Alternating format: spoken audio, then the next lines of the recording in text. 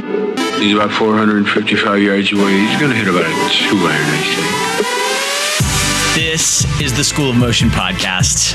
Come for the MoGraph, stay for the puns. If you were to ask two different motion designers about their experience in the industry, odds are you would get two very different answers. The motion design industry is incredibly diverse, so it can be kind of difficult to get a good read about the real state of the MoGraph industry. Because of this problem, the team here at School of Motion decided to put together a survey and ask motion designers about their experience in the industry. The survey covered everything from salaries to inspiration sources, and the response was overwhelming. So for this episode, we decided to change things up and take a deep dive into the results. On the show, Joey shares his insights into the data presented, and we cover a lot of important and controversial topics related to motion design. But before we begin, let's hear from one of our alumni about their experience in taking a boot camp here at School of Motion. If you're listening to this episode on the day it comes out, there is still time to secure your spot in one of our fall sessions. Hi, my name is Christian Prieto, and I'm from Anaheim, California, and I've taken Animation Bootcamp, Character Animation Bootcamp, and Design Bootcamp. School of Motion is easily, the best quality content you can find. I've fumbled around with tutorials and even attended traditional art schools for the past few years, and the knowledge and training that I got from School of Motion was honestly way more valuable than I got from traditional art schools. School of Motion just honestly put me on a much faster course that catapulted me in the career. I've also met some great friends and colleagues, and the networking tools were just really invaluable. I'd really recommend this course, to anyone who's considering motion design or animation. My name is Christian Prieto, and I'm a School of Motion graduate. All right, and our guest today is Joey Corman of School of Motion. How you doing, Joey? It's good to be here. It's an honor, really. Yeah. We've been trying for a while to get you onto the podcast, so I'm so glad that you're able to make time in your schedule to come on. I had to clear a couple things out, but for you, Caleb, anything. I'm excited to chat about this. Doing this survey, I learned a lot about doing surveys in general, but then also, as someone who's been in the industry for over a decade, which I feel like weird saying that. But it was really interesting, some of the data we got, and I want to try to read the tea leaves a little bit. So hopefully everybody will learn a little, thing or two about what's going on in MoGraph right now. Yeah. That's a really good point. I find the motion design industry to be incredibly diverse, and not just in an ethnic kind of way or location based, but in the actual types of jobs that people are doing and what their day-to-day workflow looks like. And so I think the survey was just really cool at kind of organizing all of that data together so that we can get a better idea of what the state of the industry is like. And I think for me, the craziest stat, probably out of all of the statistics here on this list is just the number of people that responded to the motion design survey. We ended up having over 1,300 people respond, which, is not an incredible amount of people, but in the motion design world, I didn't even know there was over 1,300 motion designers that even knew about School of Motion. So it's crazy to see that this response was just so positive from around the industry. Did it surprise you seeing that number of people?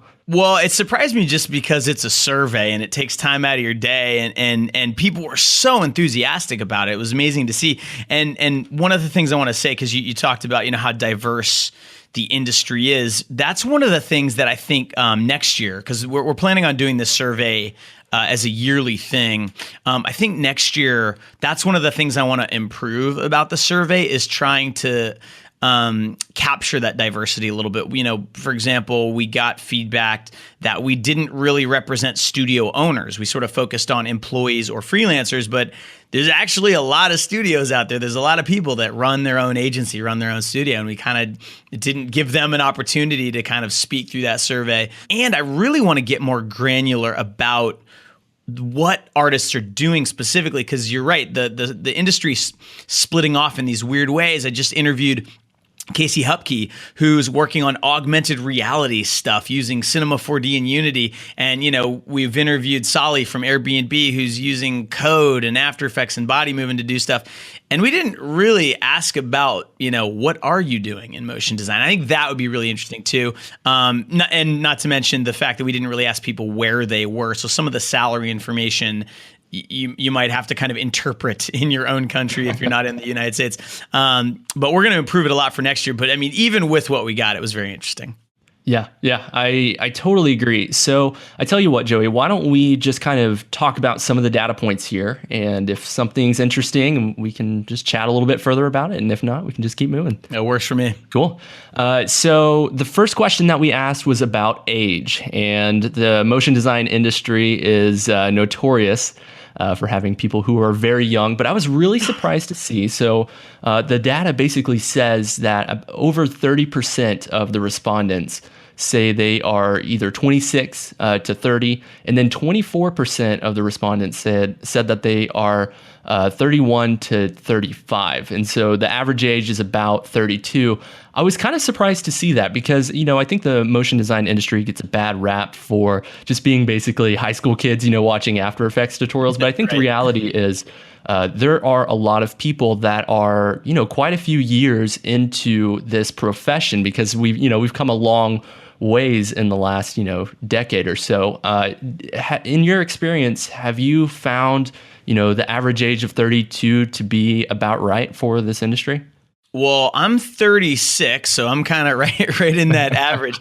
I think that, okay, so two things. One, it is a young industry still, but I think that there's kind of this coolness to being a young industry and artists like that it's a young industry. And so we kind of promote this idea, it's a really young industry and it's like the cool thing to do. But the truth is that, Noel Honig, who teaches our After Effects Kickstart class, is 47.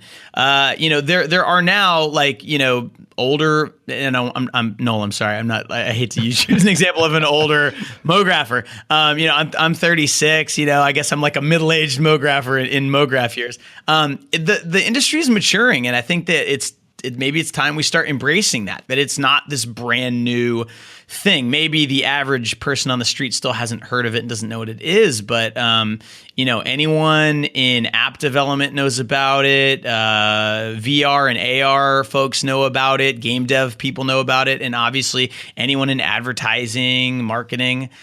So to me, it's cool to see. And actually, what was really cool was the 21 to 25 year old range, because when I was in that age group, I barely knew about any of this. It was so new that I think I got into it maybe when I was 23, and to see that there's this whole group of young motion designers coming in, it makes me really excited, because I know that, in 20 years, the bar is going to be so much higher than it is right now. I mean, there's amazing work coming out right now, but I think in 20 years, it's going to be even better.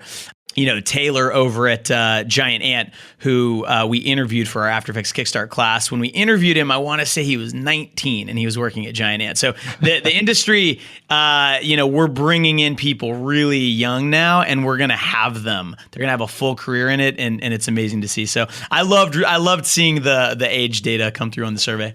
So one question that I have for you, as someone who is, don't take any offense to this, but a little older in the industry.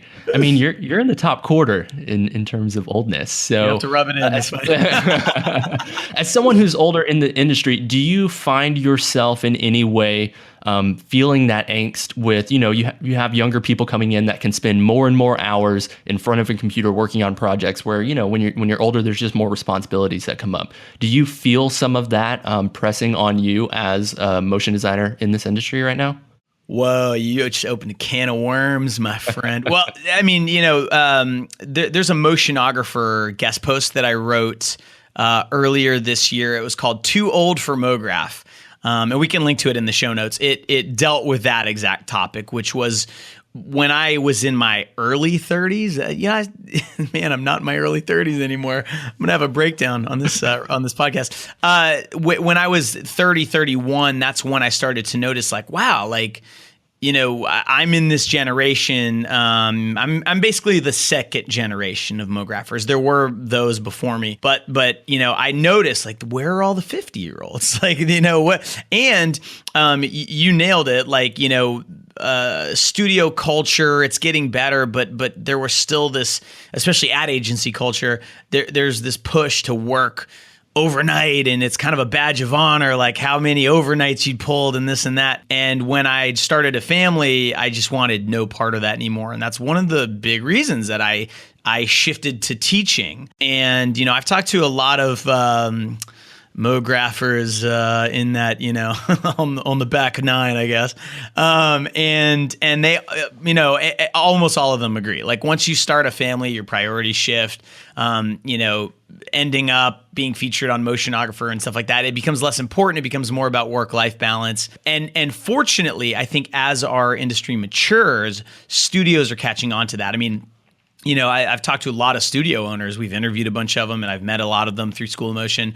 And almost all of them now say that work-life balance is super important to them. And some of them, like, send their employees home at 6 o'clock. You can't work late, and they don't do weekend work and stuff like that. I mean, at least that's the idea. I don't know, maybe, I don't know how accurate, like how easy it is to stick to that. But it is becoming more and more important in the industry because it's, burnout's a real thing. So, like, that pressure's still there, Caleb, but I don't think it's as big of a problem as it used to be. And I think too that, like, what I found is that, at 32, I was able to do in one day what my 25-year-old self would take 2 weeks to do.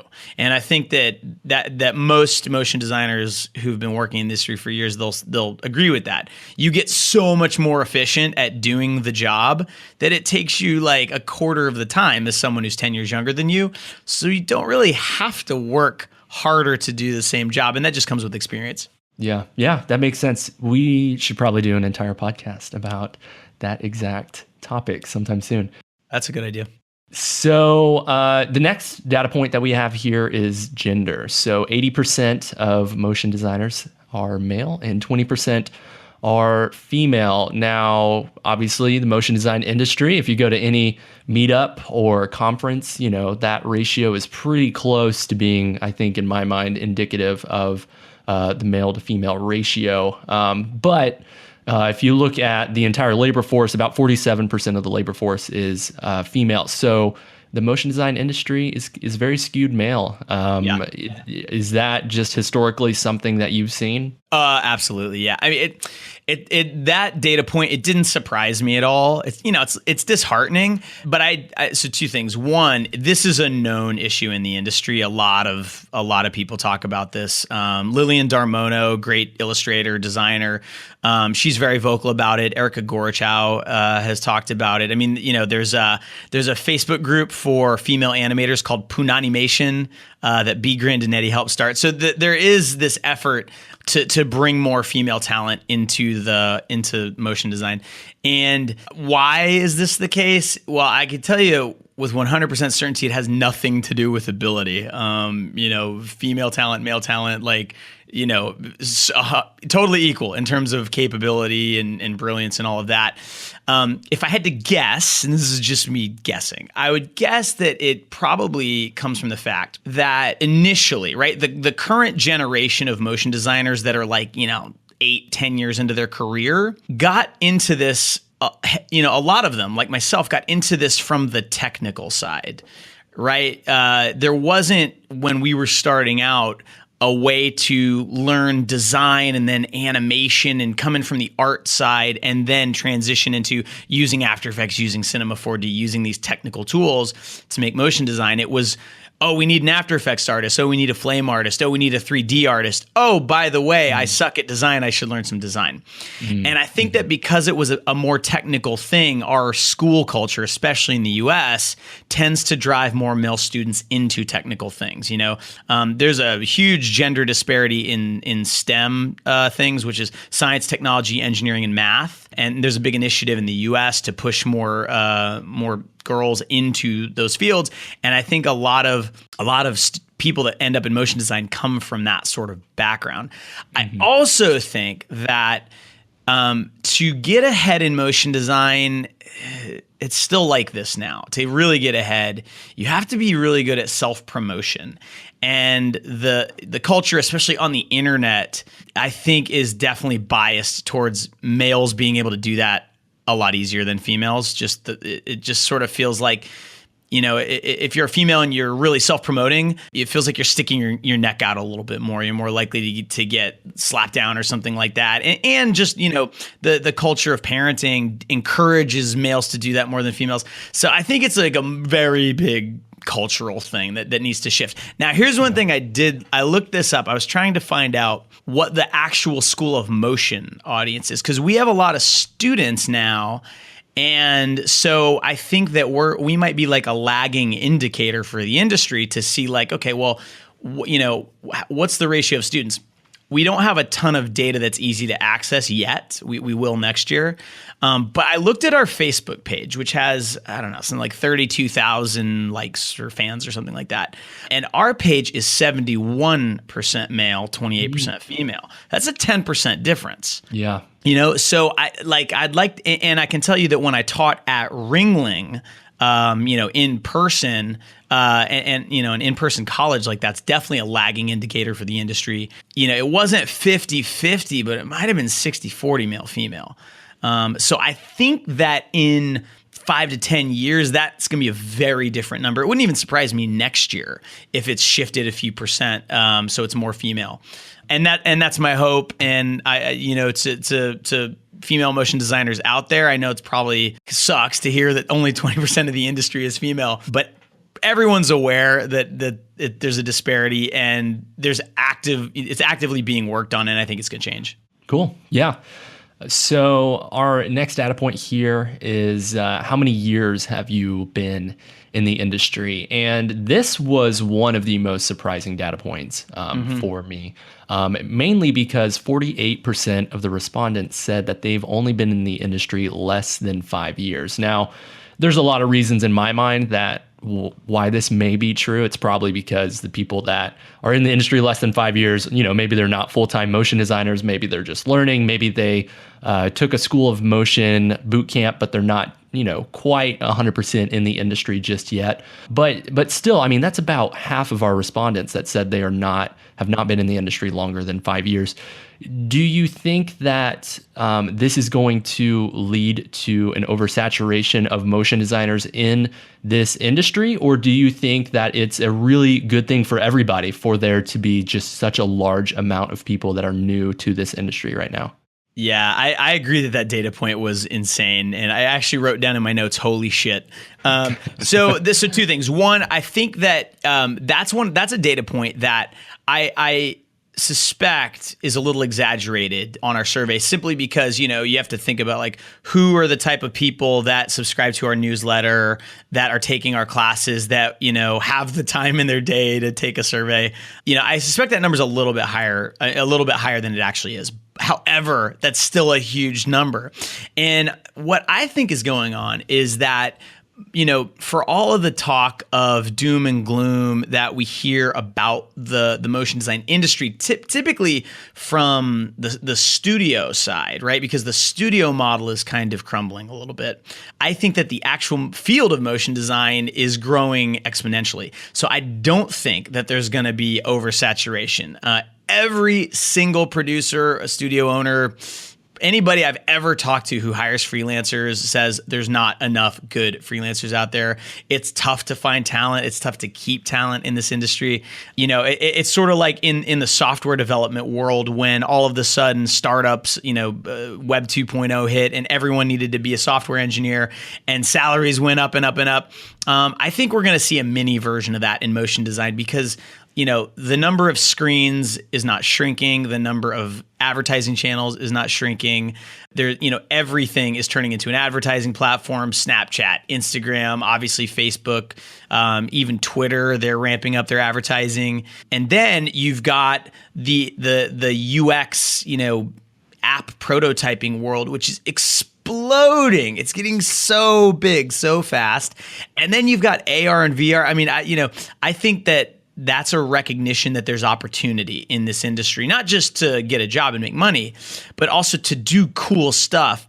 And, a lot of the students that took our After Effects Kickstart class this last session are graphic designers that are finding that industry is getting a little oversaturated. It's harder and harder and more competitive. But if you learn some animation skills, all of a sudden you turn into almost like a unicorn, and you can do different things. So I think that's what it is, Caleb. I think it's a reaction to just the explosion of opportunity in motion design. So, you were talking about the boot camps and how, people can basically, over the course of 2 months, learn something that they may have taken years to learn on their own if they were to just go, online or ask around or try to get experience. So in your mind, even though, the majority of the industry has only been in MoGraph for less than 5 years, is the gap between someone who's been in the industry 15 years and 5 years shrinking, in terms of the type of output that they're capable of creating?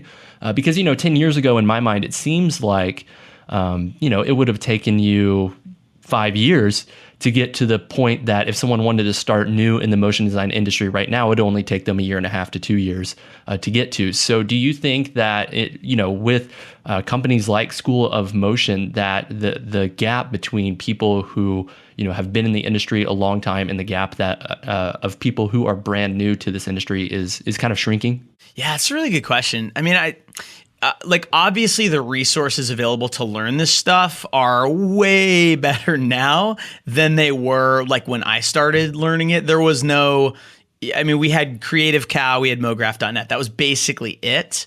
And those weren't great for like learning something from scratch. They were good once you knew a little bit and you could then ask tactical questions and get answers. But there was nothing like, School of Motion or MoGraph Mentor or even, I think we had lynda.com, but it was a little smaller. They didn't, they didn't have quite the scope of material now. And frankly, I don't think anyone really realized, at the time, like if you went to lynda.com at that time, they had an After Effects class, like Intro to After Effects, taught by, I believe it was taught by Chris and Trish Myers, who are like, legends in the industry. And that class, I never took it. It may have been amazing at teaching you After Effects, but it taught you nothing about animation and design. And that was kind of the big issue with the industry 10 years ago, is you had all these people coming in and learning the tools and not having a clue what to do with them. And that problem, I think, is being solved very quickly, because now, you can follow Ash Thorpe on Twitter and you can be exposed every single day to amazing stuff. You can follow Beeple, you can watch Grayscale Gorilla. I mean, like there's just, so I think you're being calibrated to the high bar, the high quality bar you have to reach way sooner. And you have resources. There's Slack groups. The MDA Slack is amazing. You can learn, you have a question, you get it answered in like a minute. So, I mean, yeah, I think you're right. I think that the gap in terms of the quality of the output between someone new to the industry and someone 10 years in, that is shrinking. I still think that it's such a technical field. Doing animation is just technical, and learning the tricks and the ways to talk to clients and all that stuff. I don't know if there's a shortcut to that. I think that still just takes time, but it's going to let people find talent and nurture them and bring them up much quicker than it used to be. Yeah. So I think that segues us actually perfectly to our next question, which, in my mind was the most important question on the entire survey. I agree. Yeah. So we asked motion designers from around the world, we were given this incredible platform to ask people any question. And the question we asked them was, which taco is the best? And the responses were, I wouldn't say they're shocking. Beef, one out, 31% of people prefer beef. Chicken, 25%. We get that. That makes sense. But it's these secondary ones that are really just, I'm scratching my head, man. Pork, 18%. It makes sense. But fish tacos are 15% favorites in the motion design industry. 15%, that seems very high. I mean, this is This is much higher than anything that I thought was going to be responded to. I could probably explain that one. See, I think a lot, a lot of the industry in the U.S. anyway is out west, right? You got L.A. And the truth is, if you're in L.A., you're in taco heaven, right? And so you're not going to get a chicken taco. Chicken taco is like the safe option. Fish tacos, they can be hit or miss, but when they hit, oh boy, like the best taco I ever had was a fish taco. But if I'm not sure, I'm going to get a chicken taco. I'll tell you, so this is one of the things we got to do better next year, Caleb. Like James Curran hit us up on Twitter, and he's an amazing artist. And he pointed out we didn't offer shrimp tacos as an option on the survey. Yeah. And I'll tell you what, like if your favorite taco is a shrimp taco, I'm not sure I can relate to that. I just don't get that. But in the name of fairness, I think we should offer that as an option next time. Veggie taco as a favorite taco. I mean, I bet you could basically say that 12% of our industry is vegetarian. I think that's what that number really says. Right. Yeah. Because if you're not a vegetarian, how is that your favorite taco, Yeah, that makes sense. And I mean, it makes sense again because, most of the people probably live out in LA or the West Coast. Got a bunch of veggie eaters out there. I'm from Texas, so it's all about beef. Yeah. And obviously we prefer to eat beef tacos. Yeah, but I'm glad we got to the bottom of this, though. I am. One question we did not ask about this subject was, do you prefer hard or soft tacos? Because that makes a huge difference. I feel like the container that delivers the meat is very important for the type of meat that you are picking in the taco. So, That's a fantastic point. And also the guac or no guac controversy. I think we could probably shed some light on that next time. Absolutely. Just learning opportunities. We'll get it right next time. Yeah. This kind of segues us again into a much more serious question. The question that everyone always has is salary. How much am I going to make if I am the average motion designer? And we got a ton of responses from full-time motion designers from around the industry. The two big categories here are employees or freelancers. How do they compare? From the results that we got, I was pretty shocked actually to see how kind of even it was in a lot of the data points. So I'll just kind of go down the line here.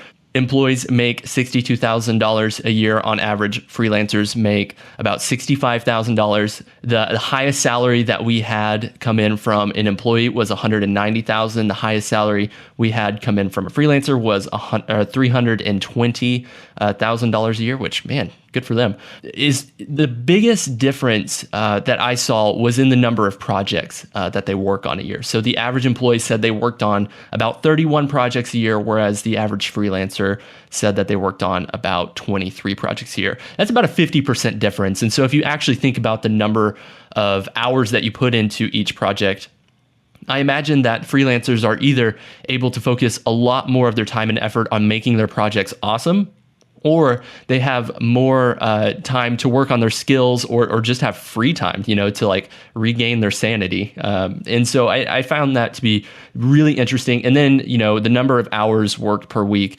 employees say they had 41 hours a week on average, and freelancers said they have about 42.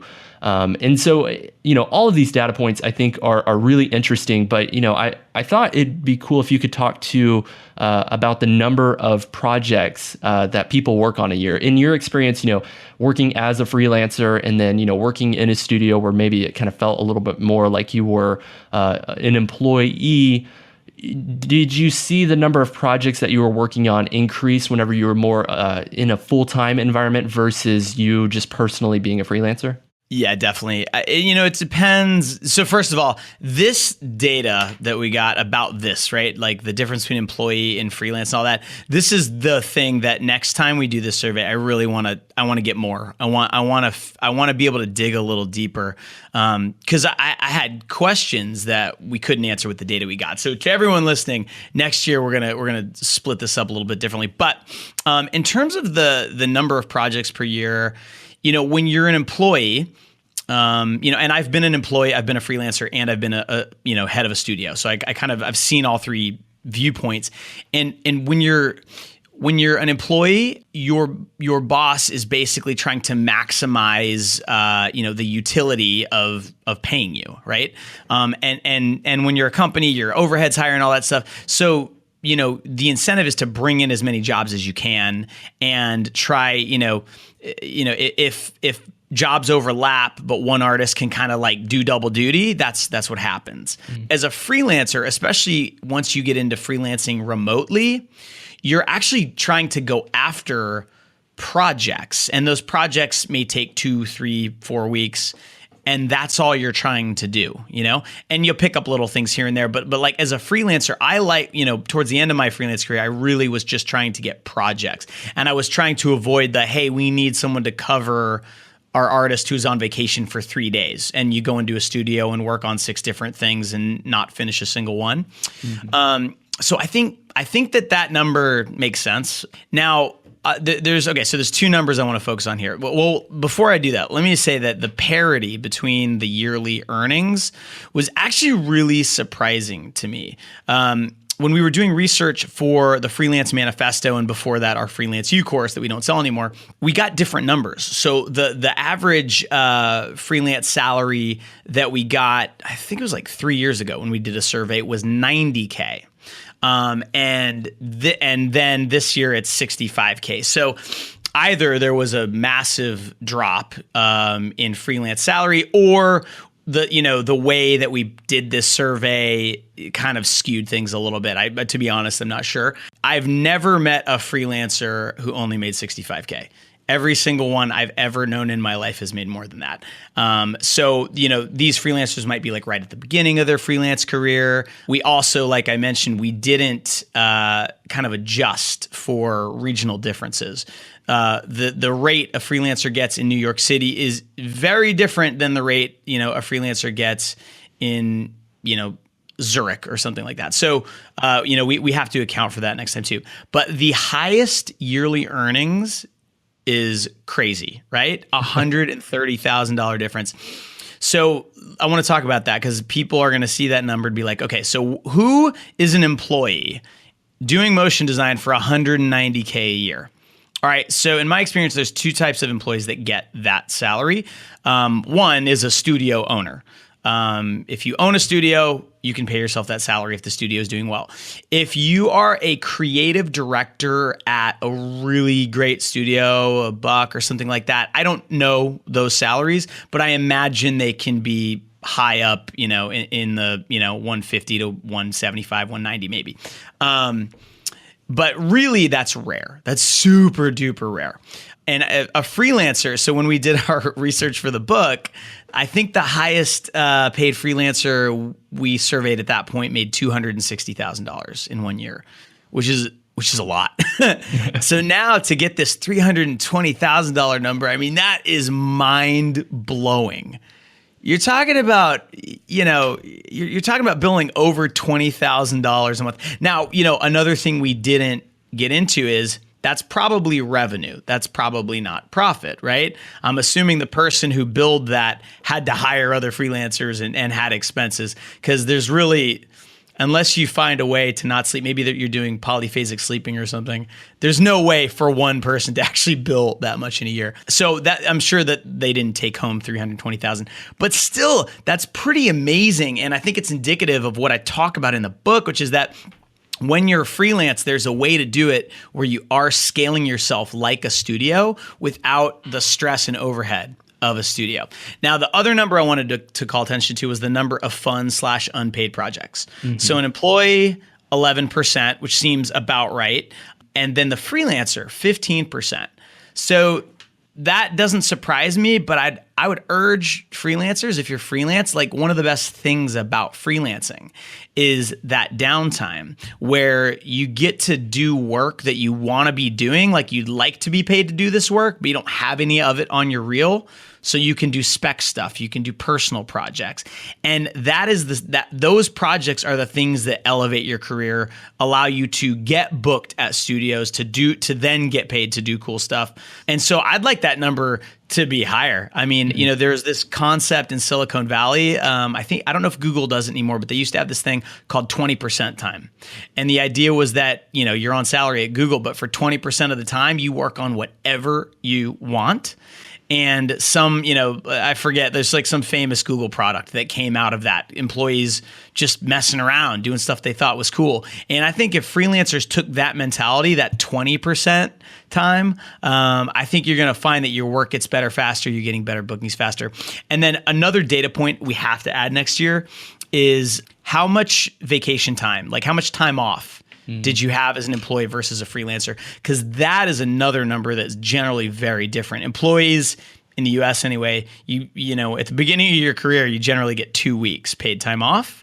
And maybe after a few years, it goes up to 3 or 4 weeks. Freelancers routinely take, I used to take 2 months off a year minimum when I was freelance. So I'd love to find that number out too. Yeah, absolutely. So in your experience, people who are new to the industry, do you recommend that they do even a higher percentage of those fun and unpaid projects, especially whenever those projects are not rolling in? I know it can be very easy for someone, if there's no project to do, to just not do a project, you know, to just go play video games or go hang out with friends. Do you still recommend people treating their job, even in the early stages, like a full-time job, devoting those hours to creating spec work, to doing fun projects like that? So that's a good question. I think that when you're new to the industry, it's hard to know even how to do a spec project. You know, like it's easier said than done, right? Like everybody should do more personal projects. Well, it's really hard because you have to come up with an idea and you have to know how to sort of manage yourself and self-critique and go from start to finish on a project. And it's not that easy, but I think that's why it's easy to say like, I don't even have an idea. Well, you know what? Maybe tomorrow I'll have an idea. Today, I'm just going to treat myself to some Call of Duty or whatever. You know, so I think that and I'm not quite sure what the solution is. Eventually, when you're in the industry for a year or two, you've seen jobs go from start to finish. You kind of understand how that creative process works, especially if you've, you know, maybe taken a couple of really good online classes or something like that. And that can help you kind of kickstart that process.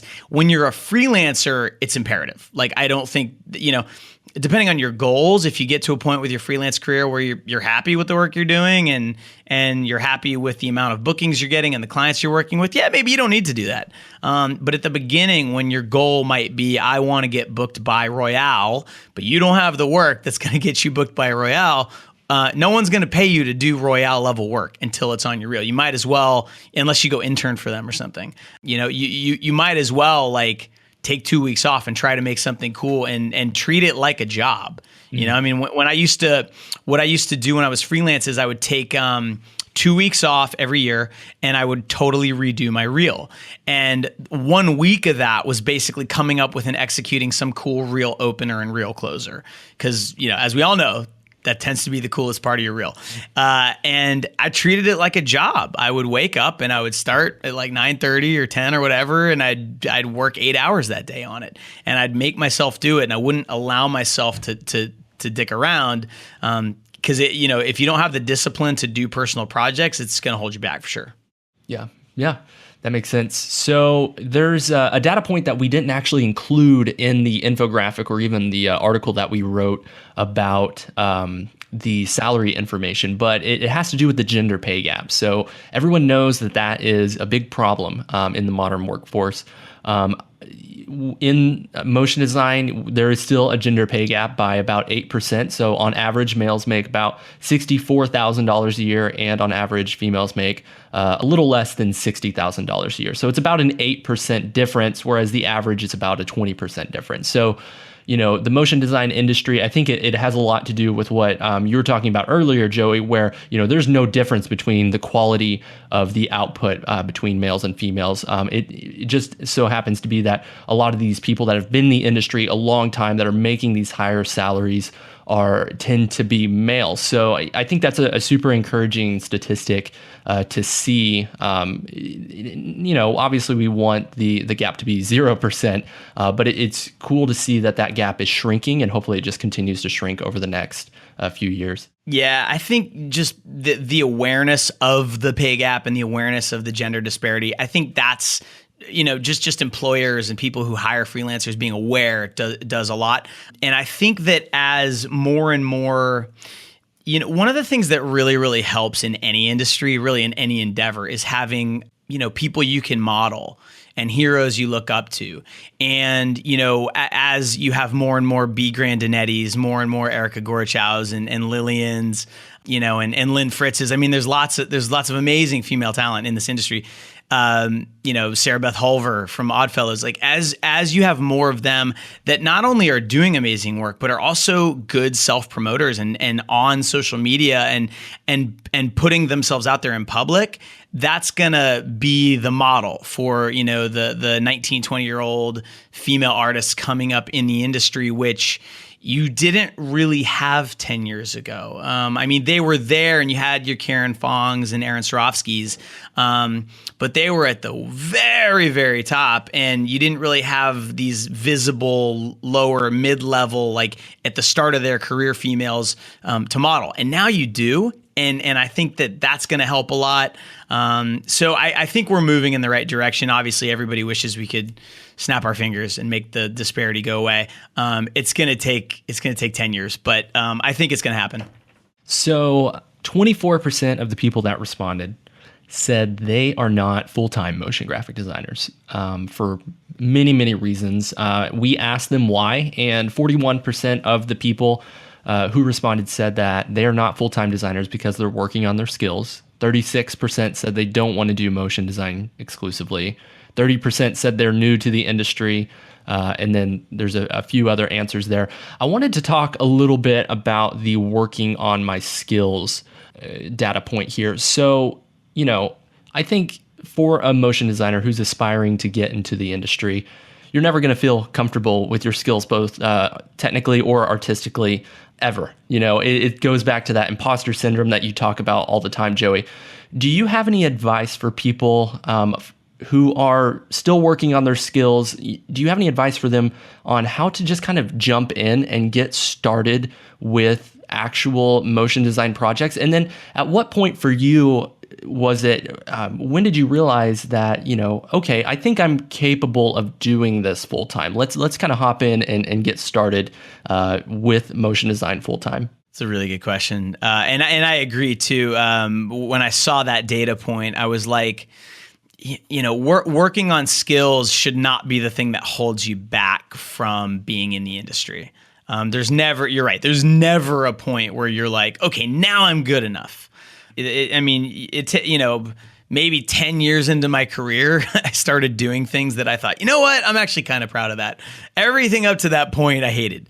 So a couple things. One, I think that the imposter syndrome in the industry comes from two places. One, it comes from like the quality of your work not being up to what you're seeing from your MoGraph heroes, right? You look at something, Jorge posts or Sonder or Dave Stanfield or, and you compare it to yours and their stuff's way better, right? And so you feel like, if there's an option to hire them and an option to hire me, why the hell would someone hire me when they're out there?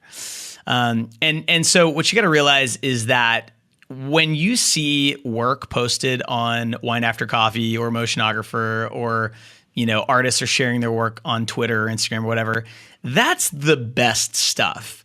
There's 95% more stuff out there that they're not sharing. Buck, I think at the first Blend conference, Ryan Honey, one of the founders of Buck, said that Buck only shares something like 7% of the work they do on their website. 93% they don't share. It's crazy, right? So just knowing that there is a lot of stuff out there that's getting done that you're not seeing, that doesn't look as cool as the stuff you're looking at, that might give you a little bit of a little bit of a boost. I would also recommend watching The Gap. It's this video. We make all of our students in every single class that we teach watch it. It's basically this rant from Ira Glass, the host of This American Life, and someone made this amazing video that goes with it. And it talks about the idea that at the beginning of your career, there's a gap between your taste and the images you're thinking of in your head and your technical ability to execute those. And it takes a long time. It takes years to close that gap, but everybody has to go through it, and there's no way around the gap. There's no shortcut. You just have to keep doing work. So I recommend, as fast as humanly possible, getting into the industry somehow. Now, the best thing you can do is get a full-time job anywhere that will pay you to do motion design, because then you're doing it every single day. If you're brand new and you feel like you're not ready, you're ready. Just like try to get your foot in the door somewhere. And if you're having trouble, I would actually recommend, this might be controversial, but I would recommend, putting together some sort of reel and hanging a shingle out on Craigslist or even Fiverr and taking on really cheap client projects. Now, I talk about this in the book, right? Like, if you're going to be a freelancer, Fiverr and Craigslist is not a winning strategy. That's not going to work for you.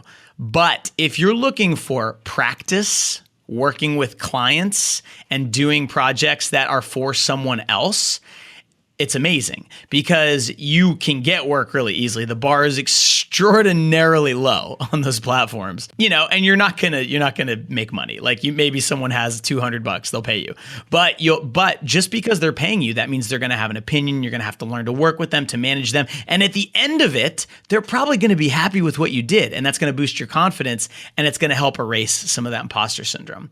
So I would say, the first tip is just realize that, like, there's no way around feeling imposter syndrome. There really isn't. Everybody feels it, and watch The Gap, because The Gap sums it up perfectly.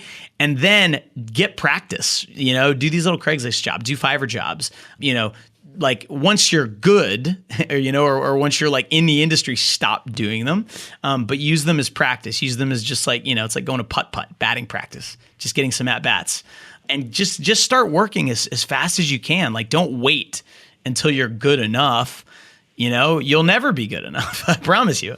So do you personally feel like you get imposter syndrome every now and then? And do you feel like that gap has shrunk and is gone in your life? Or do you feel that angst about, not being good enough even at this point in your career? So it's kind of morphed, over my career, because initially, I got imposter syndrome. When I started, I was actually an assistant editor, and then I became an editor who was also doing motion graphics. And I got imposter syndrome every single time a client would come into the room and sit with me during like a supervised session.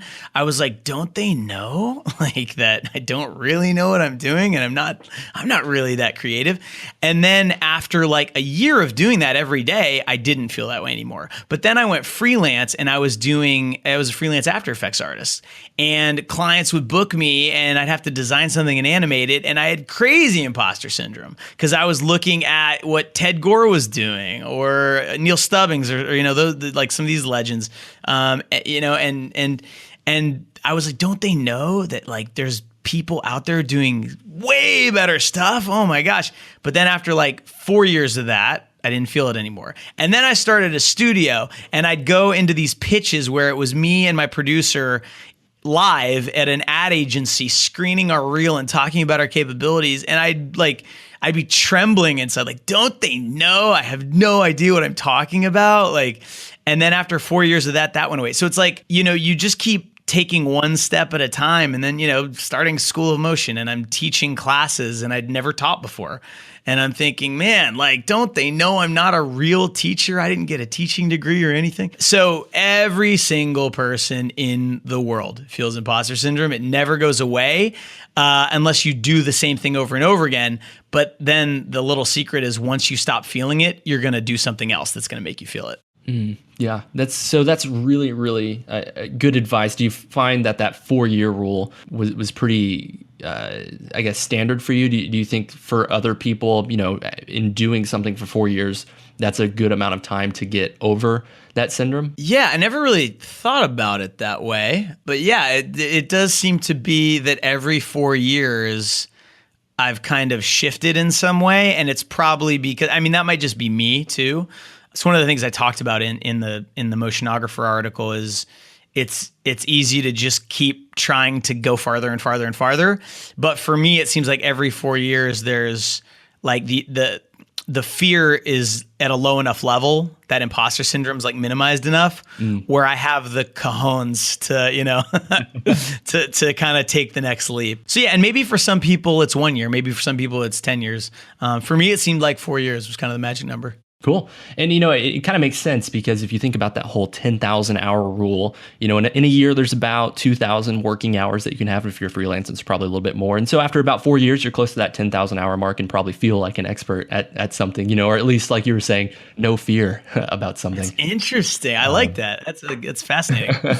So the other data point on this question here, why are people not full-time motion graphic designers? 36% of the people said that they're not full-time motion graphic designers because they don't want to be full-time motion graphic designers. Now, for someone who is just in the industry and all about motion design, that's weird, right? Like for me, that's weird. Why would you ever not want to be a motion designer? But I think there's an increasingly large number of people who want to, let's say, use Cinema 4D for a project, but really consider themselves this all-purpose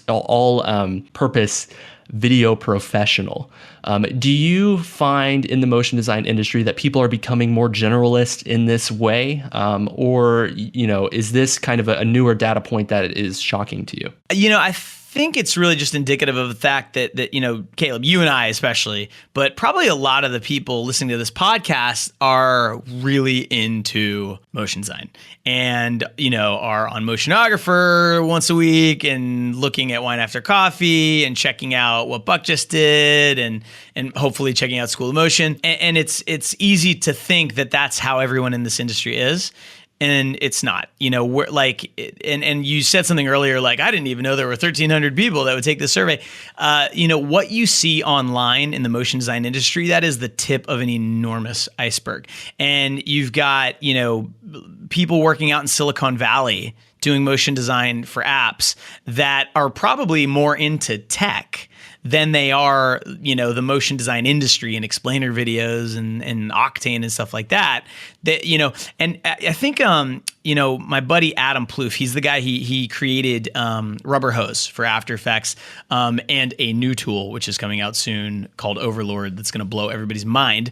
But anyway, he said something when I was doing research for the Motionographer article, and he said that he thinks of himself, I'm going to butcher his words, but basically he said that he sees motion design as a set of tools. It's not his profession. It's a tool set that he possesses, and he can use it however he wants to. He loves to develop and code and make stuff.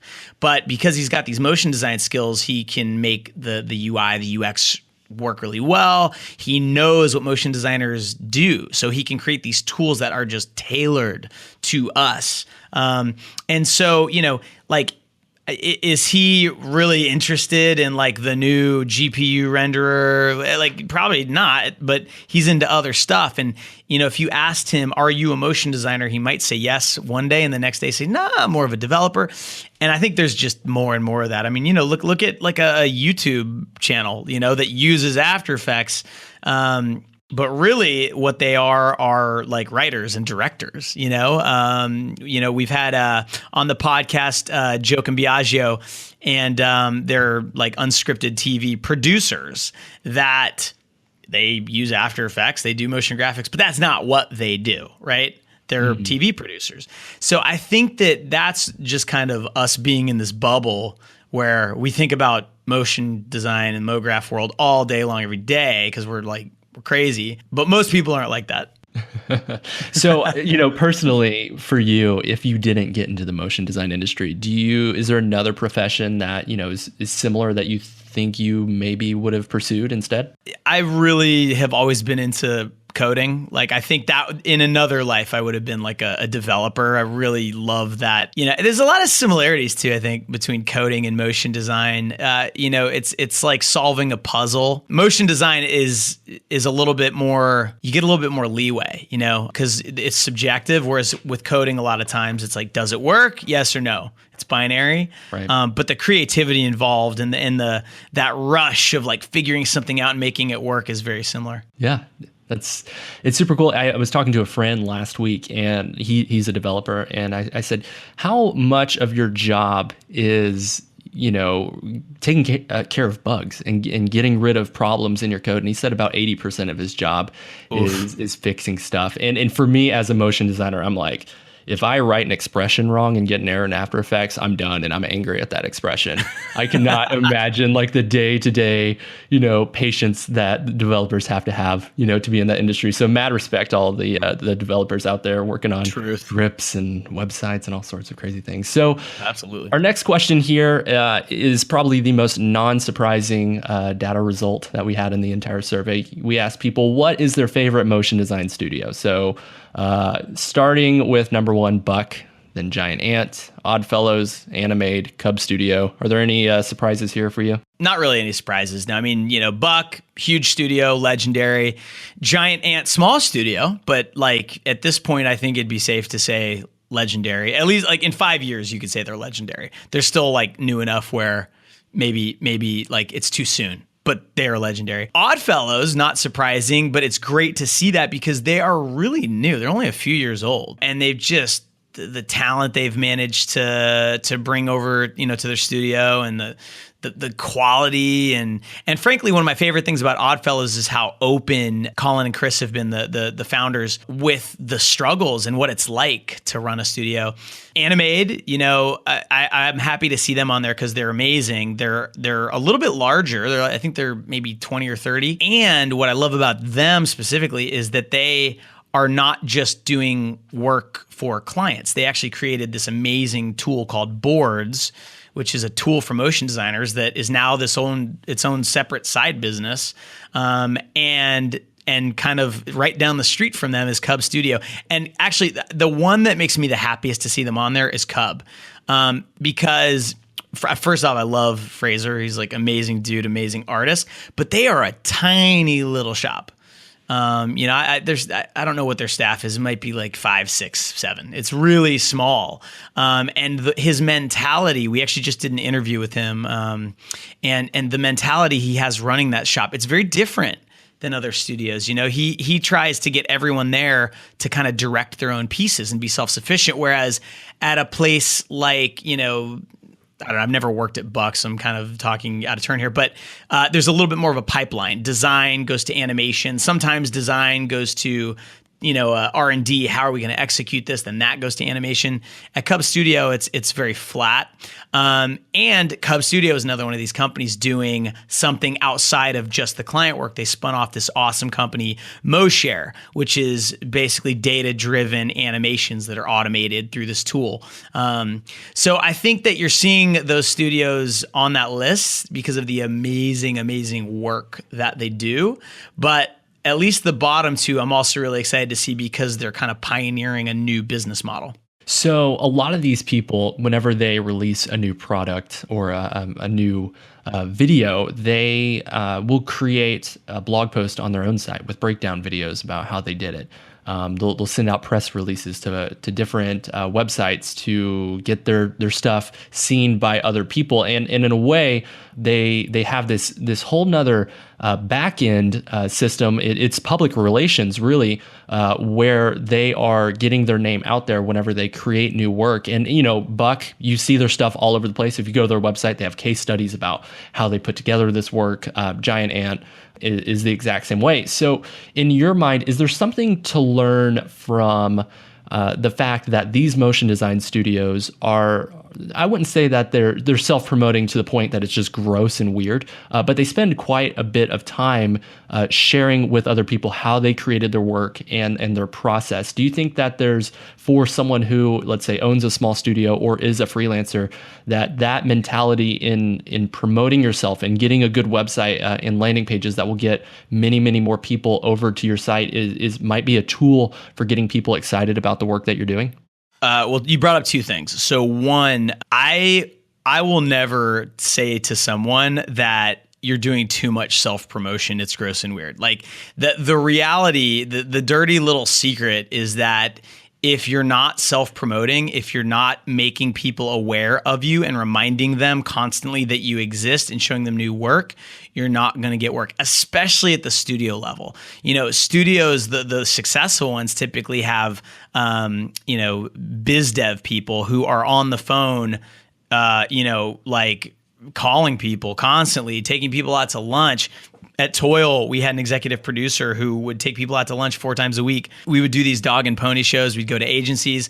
I recently interviewed Zach Dixon. His episode will be coming out soon, from IV and the host of Animalators, and they have a full-time biz dev person helping them get work. I mean, you have to do that. There's just no way around it. And using social media to do that is just like, in 2017, that's just part of the deal. You have to do it. So no one should feel gross about it. Everyone should be actively promoting yourself. And if it makes you feel gross to promote yourself, get over it however you can. I don't know, like have a couple of beers at lunch and then come back and make a bunch of Facebook posts. All right. So then, so I wanted to talk about that. And then the other thing you talked about was case studies. So there's a whole chapter in the Freelance Manifesto about this because it's such a strong way of showing people that you can be trusted. If you're a studio like Buck, you're going after clients and you're asking them to come up with probably hundreds of thousands of dollars for these big budget jobs. And a big part of that is instilling trust in them that if they give you this money, you will deliver a result that is going to make them happy. It's a little bit easier when you're Buck because their reputation precedes them. But let's say you're Cub Studio or you're Oddfellows and you're newer, right? You're untested in the industry's eyes. One of the things that can happen is you could have an amazing piece of work, even as a studio, that like your studio is responsible for it. There's no question. But someone could see it and they could be like, well, it's great, but did they get lucky? Like, did the ad agency have some amazing art director? Like, there's always this question in your mind, like, is that result repeatable? Do they have a process that will allow them to get that good of a result every time? And if you show a case study and you show the process, it proves to your client that this wasn't an accident. You have a process, you thought about this, you iterated until you arrived at this result, and that's what your studio does. And as a freelancer, it's insanely valuable, but even as a studio, it might even be more valuable. Yeah. Good advice. So, in line with this, we're talking about, what is your favorite? We also ask people, what is your favorite source of inspiration? And obviously, motionographer, top of the list. But as it should be. Yeah, as it should. They do great work. And, what surprised me was the number 2 result, YouTube. In fact, Vimeo really wasn't close on this list at all as a source of inspiration, yet it seems that a lot of the motion design industry tends to congregate on Vimeo. Do you find this to be a shift in the industry in the way that people find out about new motion graphics projects? I know that Vimeo can sometimes feel like it's the place where artists hang out, but we've even at School of Motion found that in putting our stuff on YouTube, it gives it more likelihood to actually get seen by more and more people. So do you recommend motion designers who are sharing out their work to look at YouTube as a potential opportunity to get their work seen by more people? It's interesting. The fact that Vimeo wasn't on that list blew my mind because when I started School of Motion, it was the place. Nobody went to YouTube for inspiration. And frankly, even tutorials. Like there was kind of this perception that Vimeo had the high quality stuff and YouTube had like the garbage, right? And that is that is flip-flopped, I think. Vimeo still has great content, obviously, but I think that they've been very slow to update their platform. Their business model seems a little strange. They just launched this live streaming thing.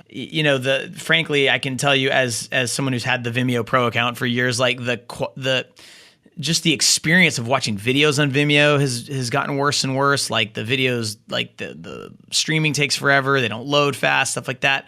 And I think people are frustrated with Vimeo and switching to YouTube. And at the same time, YouTube's been improving the platform at a crazy rate. And it's totally free. Mm-hmm. And so, I mean, as a content creator, I can tell you, you should be on YouTube. That was one of the first things you did when we hired you, Caleb, was you convinced us to move over to YouTube. And whoa, what a good idea that was.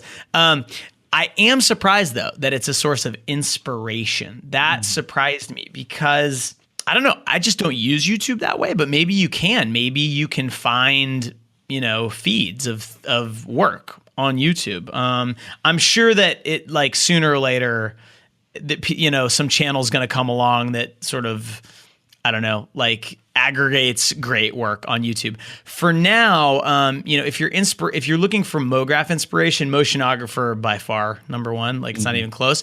And I have to say too, I have to give them props because they were number one years ago, like by leaps and bounds. And then they started to dip, and it wasn't their fault. It was just the internet changed. And all of a sudden you had 20 sources of inspiration you could go to on demand. And so Motionographer had to find a way to stay relevant. And when they hired Joe Donaldson to start sort of running the content arm, things got better really fast. And now they've even got contributors. B is a contributor. Solly's a contributor. They've got other ones. And the quality of the, just like the insights in their articles and their interviews, it's insane. So, I mean, that should be every motion designer's homepage. But I am surprised by YouTube. And then I want to say, us being number 3, it made me feel really good to see that. I also know that this is our survey, so I don't know. But the other, so I'll tell you what else surprised me was Instagram's not on here. And I'm guessing it was like 6 or 7. It had to be like pretty close. Yeah. But those little, I'm not sure what you call those, but like Instagram and Dribble, those types of things, they're good for short little micro inspirations, I guess. Mm-hmm. You can flip through 100 of them really quickly. You're not going to go on there and watch a 2-minute motion design piece, right? Right. And Behance is interesting too, because I always think of it as more of a portfolio site, but I guess they're building in ways to, to kind of recommend things to you. And it's a great place to go for design inspiration because it's not set up in a great way like Vimeo or YouTube to kind of scroll through videos really quickly, but to see different designers and their portfolio at a glance, it is pretty great. Do you find for yourself other artistic disciplines influencing your motion graphic work? Well, I mean, at this point, I don't do as much like motion design. Like I'm doing more teaching and kind of keeping up on the industry and stuff. When I was running the studio in Boston and we would have to put together mood boards and stuff like that, I wasn't great at that. I wish I was better at that at the time. Now have, Mike Frederick, our instructor who created Design Boot Camp, that was kind of his world. He was my creative director, partner, art director. And, he would look on these weird photography blogs. He would get on these like architectural blogs. He just found all these weird little places on the internet where there was like this really cool stuff that had nothing to do with motion design. It wasn't even on a screen, it was just these weird art things. And his work was super duper unique because of that. And that's one of the things we teach in that class is if all you're doing is looking at, Vimeo and Dribble and Instagram, and you kind of get in this feedback loop where it's recommending things to you because you've looked at other things. And I think that's one of the reasons that for a while, every explainer video looked exactly the same. It was all that flat vector style because it was cool, and then you liked it. And so then you kept seeing more and more of it, and then people copied it. I think that's getting a little bit better. So I think it's super important to not just look at motion design stuff if you want to be a really strong designer specifically. So transitioning over from the inspiration side of things to the education side of things. So we asked people what is their favorite source of information or motion graphic tutorials. And the number one result was YouTube, which was not super surprising. I think it makes sense. But I have a question for you, Joey. Yeah. The most popular After Effects tutorial on YouTube is a degeneration effect tutorial. Of course, it's some sort of crazy visual effects tutorial, right? Yeah. How many views do you think that video has? I mean, I don't know. It's got to have, if it's the most popular one on the internet, it's got to have 1 million views. Yeah, 3.7 million views. That's insane. I feel like that's like every motion designer watching a tutorial like 20 times, because if there are 3.7 million motion designers in the world, I would be very shocked. But again, it's one of these like visual effects things that 14-year-olds can watch and like make it with their friends, that type of thing. Yeah, I mean, here's the thing. So when I hear numbers like that used to shock me. It actually doesn't. The industry is so much bigger than everyone realizes. I've talked to people on the Adobe team, and Creative Cloud has millions of licenses out there. There are millions of people with a Creative Cloud license. And never mind the people pirating it, right? Which is probably twice as many people. There's a ton of people that are into this stuff. Now, obviously, we're more focused on motion design, right, than the visual effects side. And the VFX side of the After Effects tutorial scene, at least on YouTube, is much bigger, right? A video Copilot tutorial in a week gets more views than every tutorial we have put out in the past 4 years, right? Plus Andrew Kramer is just very handsome, a very, very charismatic guy. But man, 3.7 million, that's insane. Well, and I have another data point here. So, we were talking about the difference between YouTube and Vimeo. So the most popular After Effects tutorial on Vimeo, and again, we're not trying to crap on Vimeo here. Like, they're a great company. I go to them every single day for inspiration, like fantastic work that they're doing over there. But the most popular After Effects tutorial is about color correction. And how many views do you think that has? On Vimeo? Mm-hmm. I don't know, let's say 150,000. No, that's close. 218,000 views, which, is about 5% as much as YouTube. And, that 5% number is something that we've really saw on our own channels, between our own personal Vimeo channel and YouTube channel. So I just think it's so interesting to see that consistency between YouTube and Vimeo. So, on YouTube, there's tons of channels where you can learn about motion design. I'm willing to bet that quite a few of the most popular ones. So can you name the 5 most popular After Effects channels on YouTube? All right, let me guess. So Mount Mograph is definitely one. Uh-huh. I would guess that Evan Abrams, maybe? Yep. Okay, all right. I know Mikey Borup has a ton of followers on YouTube. Okay. Yep, got 3. Let's see. So after that, I think that's all I could think of. Yeah, I don't know. Maybe Premium Beat or Rocket Stock, one of them. No. So Video Copilot, you already mentioned them.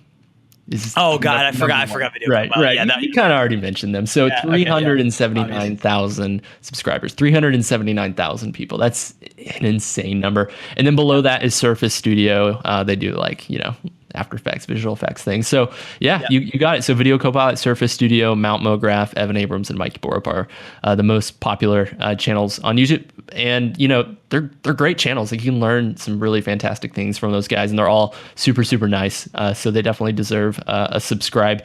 And so, we're back on this question of, what's your favorite source of information? School of Motion's number 2, but again, it's our survey, right? Like, it's kind of a little fishy. We read too much into that. Let's not go too deep there. But Grayscale Gorilla, Mount Mograph, and Linda are in the 3, 4, and 5 slot there. The team at Grayscale Gorilla kills it. They do great work. And then Linda is another fantastic source of information. I've found in my own kind of MoGraph education that Linda tends to be a little more conceptual in terms of, they focus on the technical side of things, how to click the buttons in your software to do the thing. It tends to be less, of these more kind of design focused tutorials, but it's still a great place. If you want to learn After Effects or Cinema 4D just from a technical standpoint, it's a great place to go. And then that kind of transitions us over to our next question, which was, how many tutorials have you watched in the last year? And this result is not super surprising, right? 75 was the magic number here. I wonder how many people watched 75 tutorials all the way through, or how many people did the classic motion designer click through until you find the spot in the tutorial that you're actually looking for and then bounce away. How many tutorials have you watched? I mean, I've watched, I can't say zero, because I kind of watch them as research. I want to see what other people are doing and stuff like that. But yeah, I mean, that's, I make tutorials for a living, and I do that too. Like, it's kind of like when someone who makes commercials for a living skips them on the DVR, kind of biting the hand that feed. But yeah, but I gotta say, 75 tutorials in a year. I mean, it's like that seems like a lot to me. Although I guess at the beginning of my career, I used to try to watch one a day, but I got to say this too, like watching tutorials, that's how I learned to do what I'm doing. And the only problem with doing it is that you get your knowledge in little bits and pieces that are unconnected. And so you have to watch a ton of tutorials to finally get some connections to start happening between things. And so one of the things that really helped me was finding tutorials. Like Grayscale Gorilla was amazing at this, finding tutorials that kind of linked together, and then I started taking FX PhD classes. Like tutorials are amazing, but that's kind of like the Swiss cheese strategy of learning motion design. If you want to get better fast, like and yes, we sell classes, but like try an FX PhD class, try MoGraph Mentor, try the Grayscale Gorilla Learn Cinema 4D series. Try to find things that are a little more structured, because you learn. It's not like twice as fast; it's like 100 times as fast if it's structured the right way. So we asked all motion designers in the industry, would they recommend the motion design industry to someone who's looking for a challenging and fulfilling career? And 87% of the respondents were recommending the industry to people who are looking to get into it. So that number's high. 87% is a really high recommendation rate for any industry. And so I thought it might be fun for us to play a little game here. So I call this game Lower or Higher because I'm not good at coming up with game names. So what I'm going to do is I'm going to say an industry, a thing, or a person, and you have to tell me if their approval rating is higher or lower than 87%, the same as the motion design industry. All right? I like this. So good. All right. So number one, with 60 seconds on the clock, mechanics. Okay, so would you recommend being a mechanic as a challenging industry? I'm going to say that's going to be lower than 83%. Much lower. 20% of mechanics would recommend it. So Carne Vino in Las Vegas, your favorite steak place, is the Yelp review higher or lower than 87%? If it's not like 98% or higher, I'd be shocked. It is lower, actually, 70%. It's probably stop it. It's probably that price point, man. It's so expensive. It is expensive. So HR managers, would they recommend their industry? I'm gonna go with lower. It's higher, 90%. Stop it, dude. That's a trick question. You knew this question was coming. Donald Trump, is it higher or lower? Well, I can tell you, depending on what part of the country you go to is going to change, but I'm guessing overall it's lower. Yes, you're right. Dental assistants. I'm going to guess that's higher. It is higher, yeah. 90% of people. It seems like a fun, I got to say, my neighbor said something to me once. We were talking about dentists, and she's an older lady, and she said, you got to be kind of funny to want to play with teeth all day. So I don't know, but those are the people who are out there. You also got to be kind of funny to sit in front of a computer and like play with shapes all day. So we're all a little funny. Touche. So ice cream. That's higher. Easy. Yeah, 90%. Bartenders. I bet it's pretty close to 87%. It's lower. 23% bartenders hate their jobs. Really? Wow. We got 3 more here. So a CEO of a small company. You don't happen to know any CEOs of small companies, do you? Just the one. Would I recommend it? So hold on, let me read the question again. Would I recommend being the CEO of a small company to people looking for a challenging and fulfill? I would recommend it. Yeah, I'd say, well, I don't know if it's higher or lower. I'd say pretty close. Yeah, it's higher. So 92%. The Lego Ninjago movie, what's the Rotten Tomato score? Is it higher or lower than 87%? I don't know. I mean, I don't know. All I know is that all of the Happy Meal toys my kids are getting now are Ninjago. I'm going to say lower. Yeah, you're right. And then the last one, firefighters. Firefighters. I bet that's higher. That seems like a badass job. It is actually tied. So it's the exact same. There we go. 87%. So we're just as happy as firefighters. I love it. So motion designer or firefighter. Done. So in my experience, Joey, motion designers tend to be, a little more outspoken, maybe a little more pessimistic than your average folk. So I was kind of surprised to see that 87% number. Seemed actually a little high. Not to say that the motion design industry isn't fantastic. I mean, it's, in my opinion, the best industry in the world. Wait, let me stop you there because you bring up something that I see all the time, and I want everyone to just realize this. I can say this with some authority as someone who has like made myself very visible on the internet, which is when you have people who are happy and people who are like, you have like optimists and pessimists, right? Mm-hmm. And like when things are going good, when you're feeling pretty good, your impulse is not to get on the internet and tell everyone how great it is, right? Like, unless maybe it's like Facebook and you're like, trying to virtue signal or something. Most of the time, when are you going to get on the internet and say something? It's when you're angry. It's when you're pessimistic. It's when you're an Eeyore and you kind of want people to commiserate with you. So you see a lot more of that stuff. It's way overrepresented on the internet. There are some pretty well-known motion designers out there that are almost constantly complaining. And I hate to see it, to be honest with you. It like pisses me off because the truth is the vast majority of people in this industry are happy to be here and aware that it is a first world problem to be an After Effects artist that has to do some revisions, and that's the worst thing in your day. So I think that if someone out there heard Caleb say, motion designers tend to be pessimistic, I think that the most vocal ones that you hear on Twitter can be pessimistic, but that's just because they're pessimistic, and so their impulse is to complain. Nobody likes to complainy pants. Almost everybody I talk to in this industry is happy to be here. Yeah. Well, that's good to hear. And I mean, this survey, the results, really speak to everyone's positive outlook at the motion design industry. So our next question here is, what is stopping you from being the motion designer you want to be? The number one thing was technical knowledge at 25%, experience at 20%, inspiration at 13, family at 11, and lack of motivation at 10. So, I mean, each one of these things here we could dissect really deep. Technical knowledge at 25% is the biggest factor keeping people from being the motion designer they want to be. For you, is it hard to have sympathy for people that say they lack technical knowledge whenever there's so many tutorials and education resources out there to teach you about the motion design industry? For you, was that a big issue whenever you were first in the industry, or is that a problem that you think is just slowly shrinking?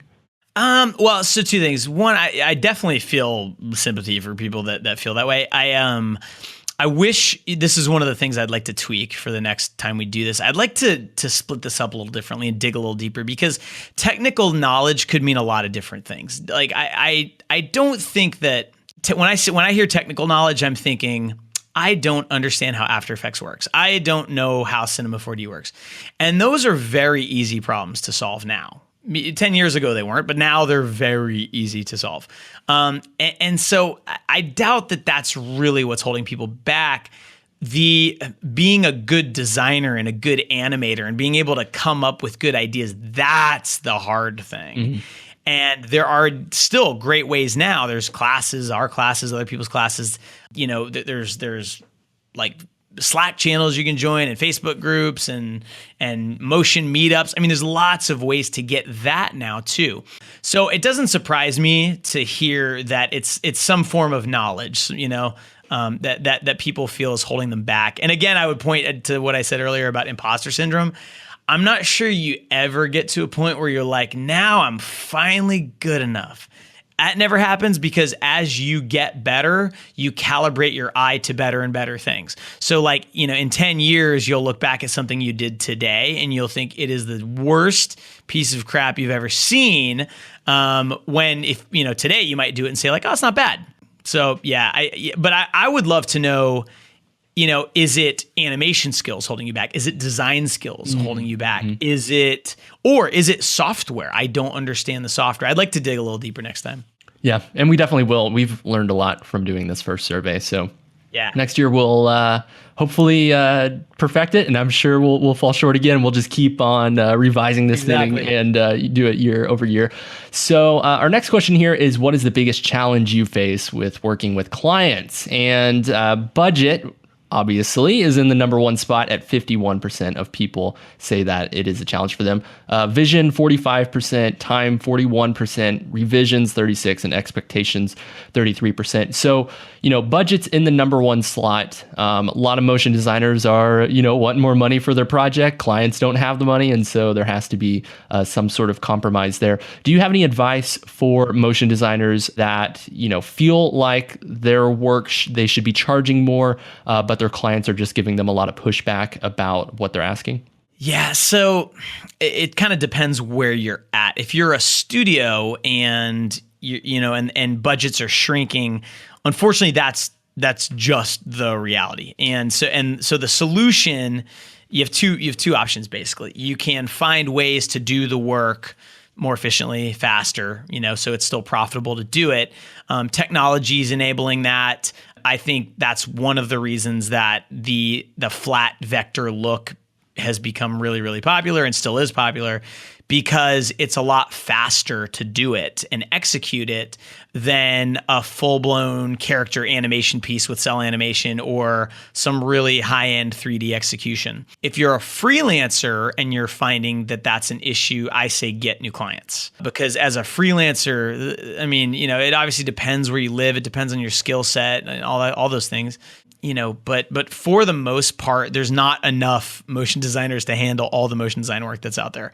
And, find the right clients. If you go to an ad agency, maybe their budgets are lower, but they're still going to be great. They're still going to pay your bills, no problem. But if you're working for like local, the local tire store and they have lower budget this year than they did last year, don't work with them anymore. Get a better client. So the one thing about seeing that budget was the biggest issue, which doesn't surprise me, because budgets are shrinking across the board. I wonder what that means for sort of, like motion design. You can open After Effects and you can use shape layers and some, ray dynamic texture, and you can make something that looks really good, and you can do it very quickly.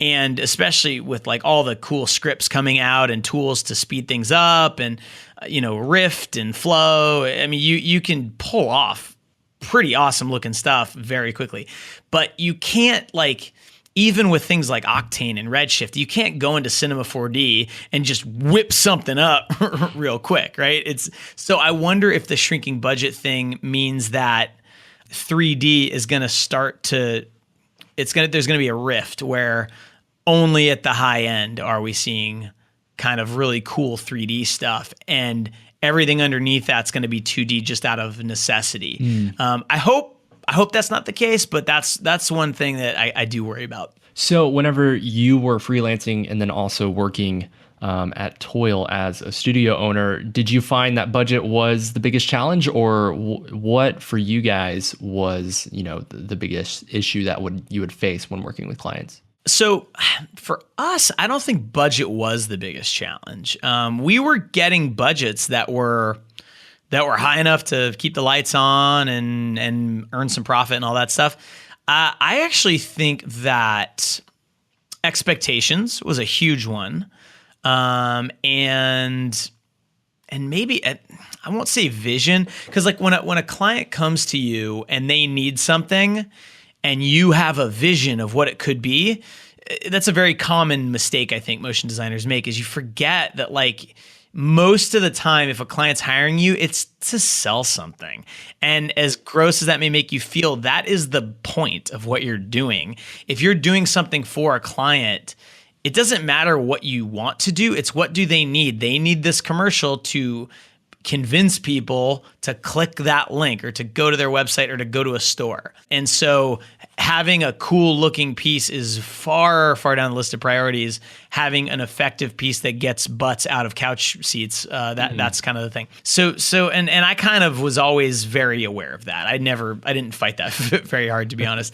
But I think the biggest issue was just like managing client expectations of how long things take, how late into the process they could change things. And some of that was my fault and our team's fault, just not being great at doing that. I mean, that's a big part of the job of running a studio, is managing expectations, making sure clients know, I'm showing you something, I need your revisions or notes within 24 hours.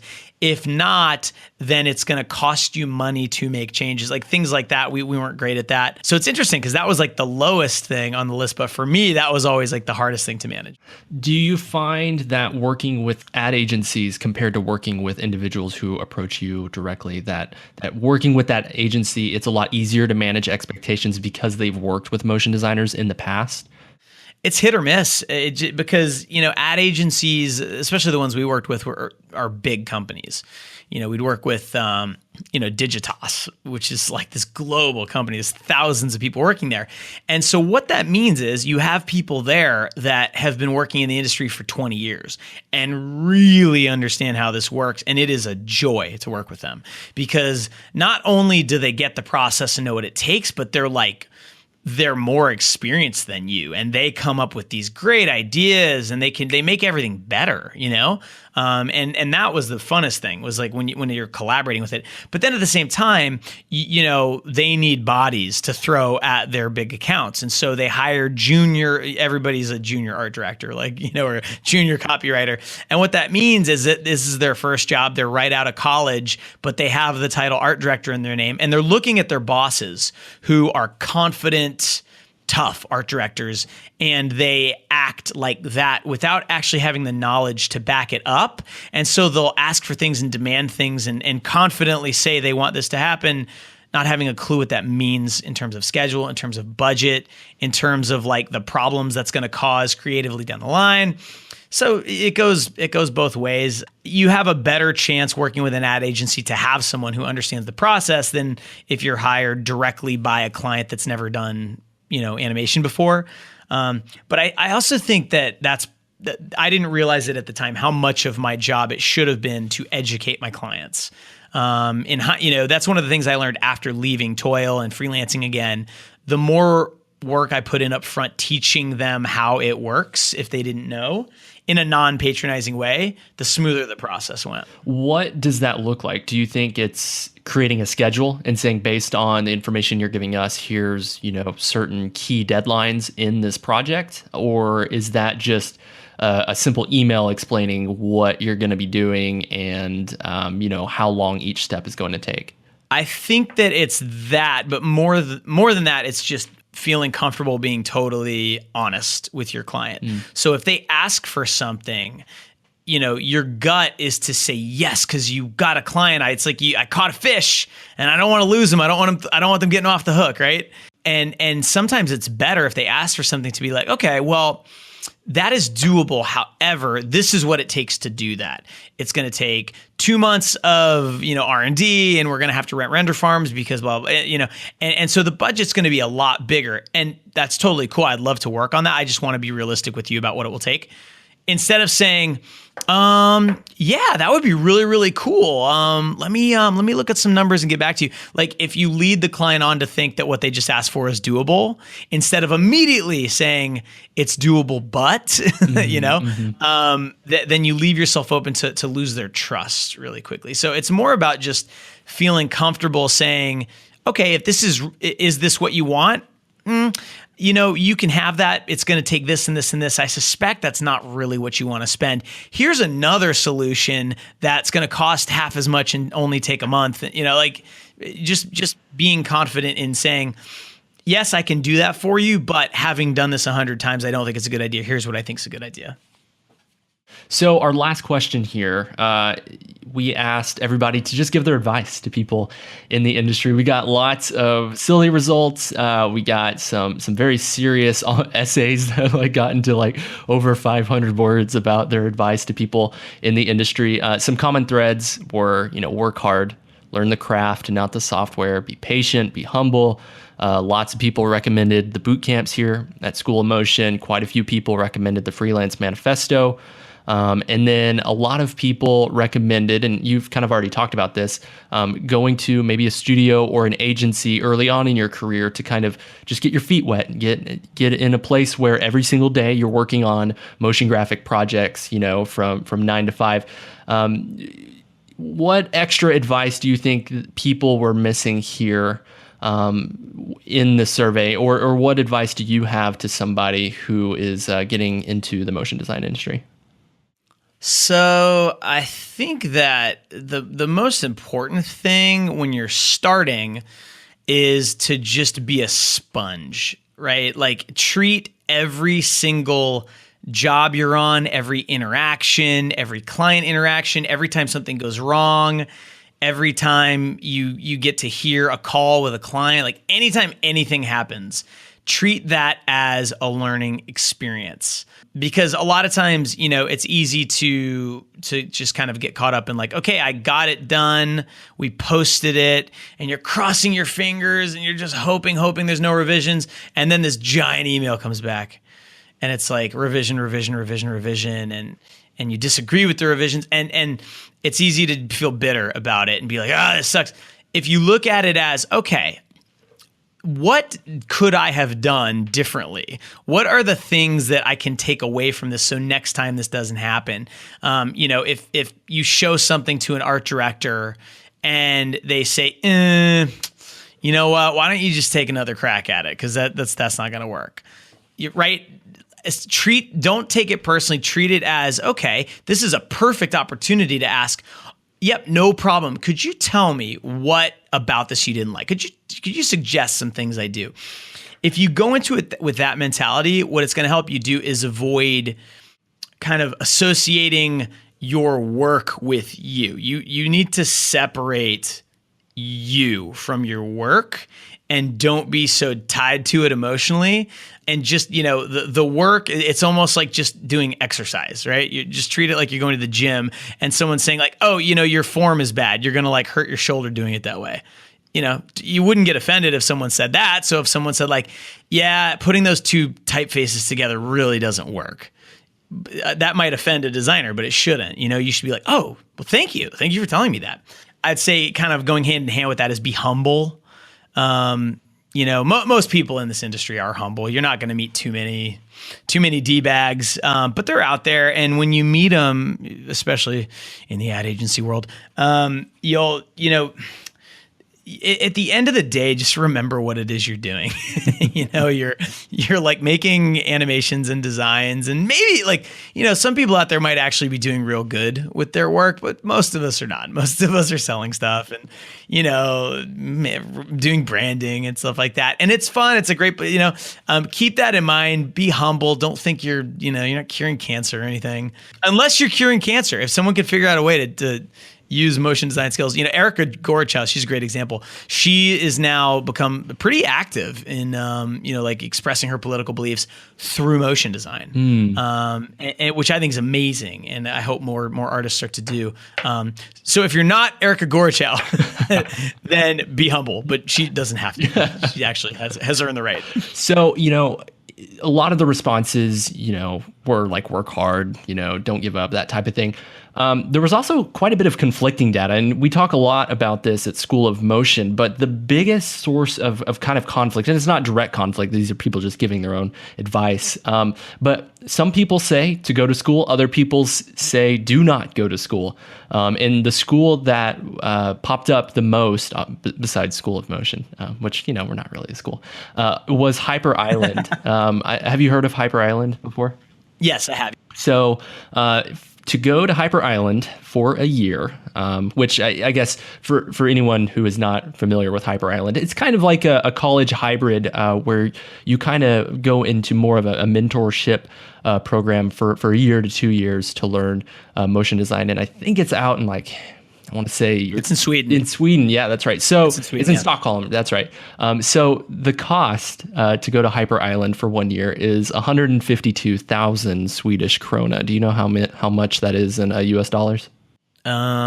I have no idea. It sounds like a lot, but it's like yen. Whenever you hear like Japanese yen, you're like, oh my gosh, it's so expensive, but it's not. $18,000 a year, which is a lot, but compared to an actual college is actually pretty low actually. So, right.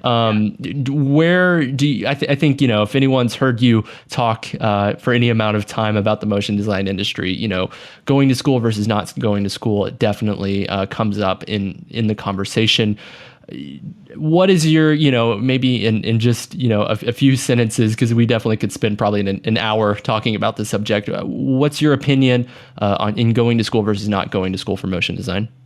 All right. So I've put my foot in my mouth a few times talking about this. So I'll try to be very, very fair. And I've talked to a lot of people about this. It totally depends on your situation. So if your situation is that in order for you to go to a 4-year school and learn about this stuff, to go to SCAD or Ringling or Otis, a place like that, Art Center, if your situation is you're going to have to take out a ton of student loans to do it, and you're going to go there, have an amazing 4 years, learn a ton, be exposed to the industry, and make a network and all that, but the cost is you come out with $200,000 in debt, I say don't do it. Strongly suggest you don't do it. If your situation is your family has the ability to send you to those schools without taking out student loans and you come out with zero debt or very low debt, it's a great option. Mm-hmm. It is. But I can tell you that, in my generation of mographers, right, there are so many people that did not go to school for this at all that are great at it. I mean, I went to school for film and television, and I guess it's kind of related to what I ended up doing.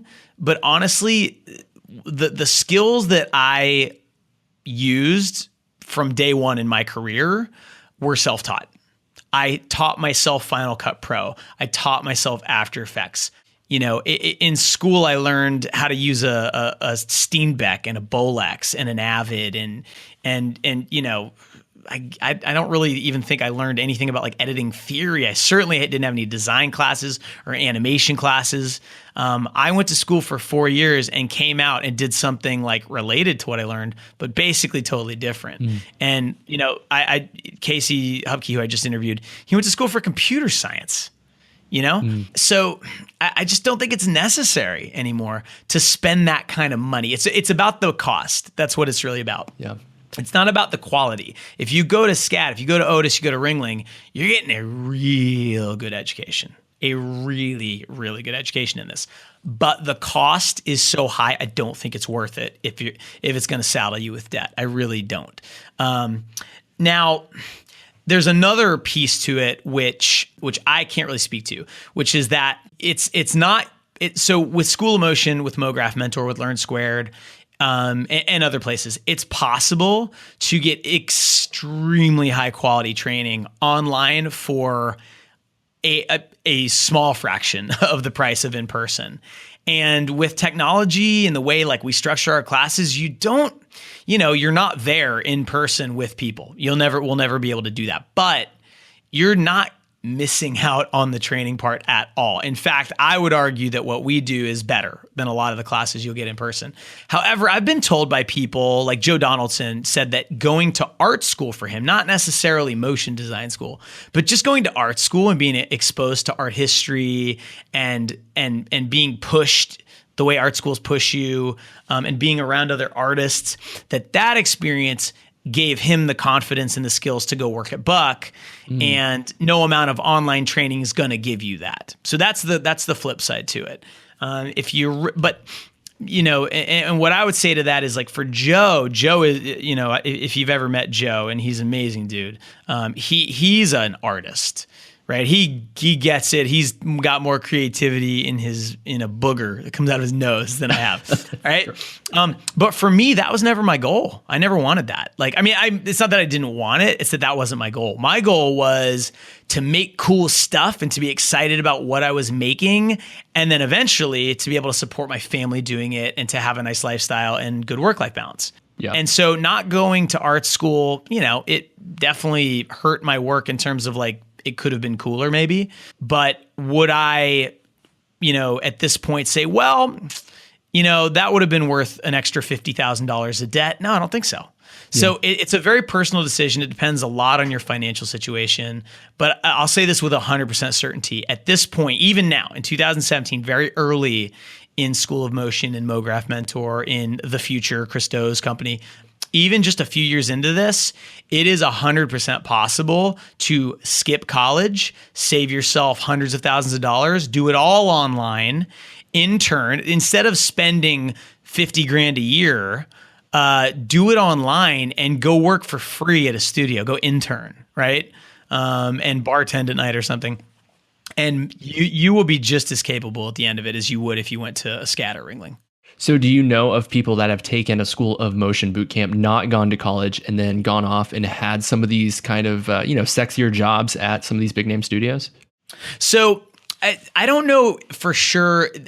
I think it's too early to say that anyone has skipped college to take School of Motion classes. I don't think that that's happened. We have a lot of alumni that their only structured training that they've ever done in motion design is through School of Motion, and they got jobs and are working and freelancing and succeeding and thriving solely through the training we've given them. Now, they've also looked at tutorials. I mean, it's not like they never watched a tutorial, came to School of Motion and left able to do it, right? But right. We were the structured part. They used the resources, the vast resources of the internet to do the rest.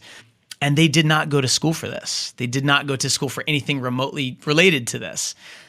So I think that, there's a whole other side of the argument, which is, well, there's other reasons to go to college besides learning the trade that you're going to do to make money later on. And I would argue that there's also ways to do that exact same thing without spending $200,000, but that's a much different, longer podcast. So my advice in that regard is this. I can't tell you don't go to college for motion design. I can tell you if it's going to make you take out $200,000 of loans, don't go to college for motion design. 100%, I would say that and stand by that. Okay. And I think that's, whenever you're talking about, it depends on the person. And I think in a lot of ways, we downplay that. Each person is very different, and then the way that they learn, in the way that they process information. For me, and I'm sure you're in a similar boat, learning motion design on your own is very possible. And learning through tutorials is great. But I know some people, even in my family, that they need to be in a group setting physically with other people in order to process information better. And I think it's just, it's not unhelpful to say this, but it is so case by case that you really just need to look at yourself and ask yourself, how do I learn, and where do I want to be in a few years? And I think it just changes from person to person. So moving on to an equally debated question. A lot of people said move to LA or New York. A lot of other people said live wherever you want. This debate is not going to be solved, in this podcast here, but we are seeing shifts in the industry where more and more motion design work is being demanded from, smaller market hubs like Dallas or Salt Lake City.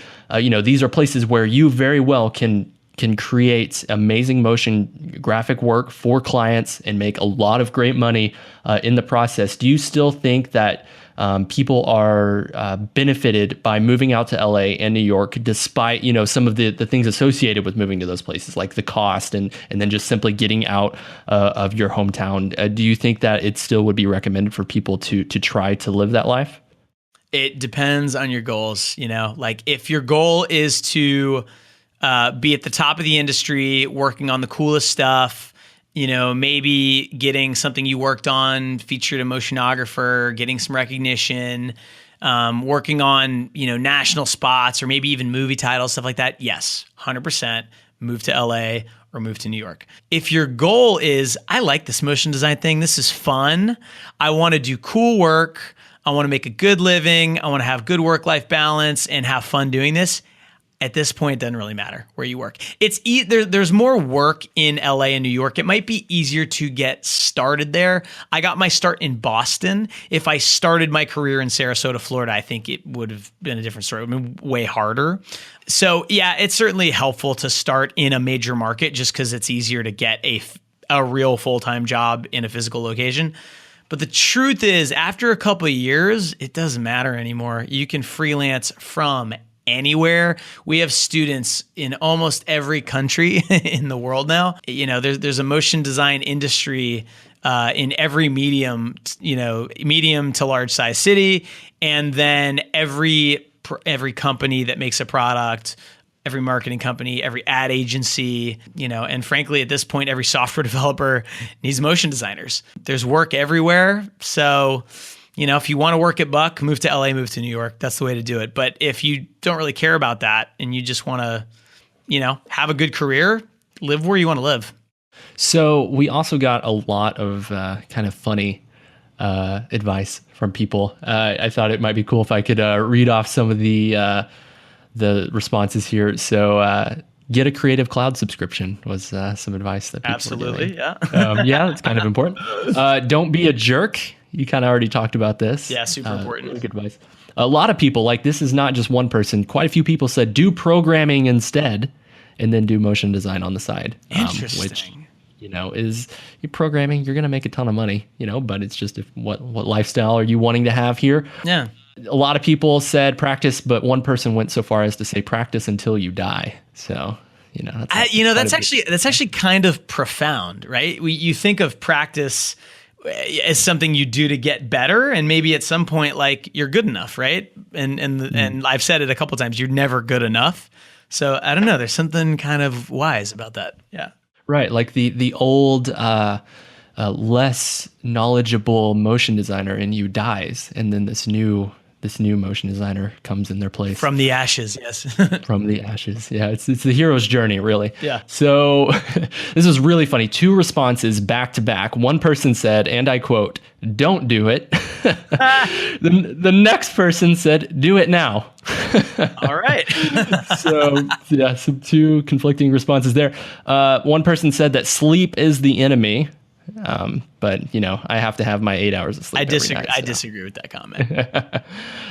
And then one person says, and this is, man, you want to talk about debates in the motion design world. One person said, don't post copies of tutorials on your demo reel, which, there's a lot to be said about that. So that is the end of our survey here. Obviously we learned a lot of information and we've had a lot of good positive feedback for next time. Next year we're going to do a lot of location-based questions. We're going to ask people a lot about their different job roles, as art directors versus animators versus MoGraph artists. Going forward and looking at the industry over the next few years, do you feel pretty positive about the direction in which motion design is going? I think it's the best time ever to be in motion design. Like there's new ways of using it. The industry is growing. There's certain parts of it are shrinking. I think the studio model is going to shift a little bit because it's getting harder and harder. But overall, man, I'm super positive about it. Great, man. So thank you so much, Joey. I appreciate you letting me be on here and ask you some questions for a change. We're going to continue to do the survey for hopefully many more years in the future. Yeah, thanks, man. For sure. Wow, that was a lot of information. Hopefully, you learned something new about the industry. If you haven't seen it yet, go check out the survey results over on School of Motion. We'd be happy to hear feedback about what we can do better for next time. Thank you so much for letting me guest host this show. We'll see you on the next episode.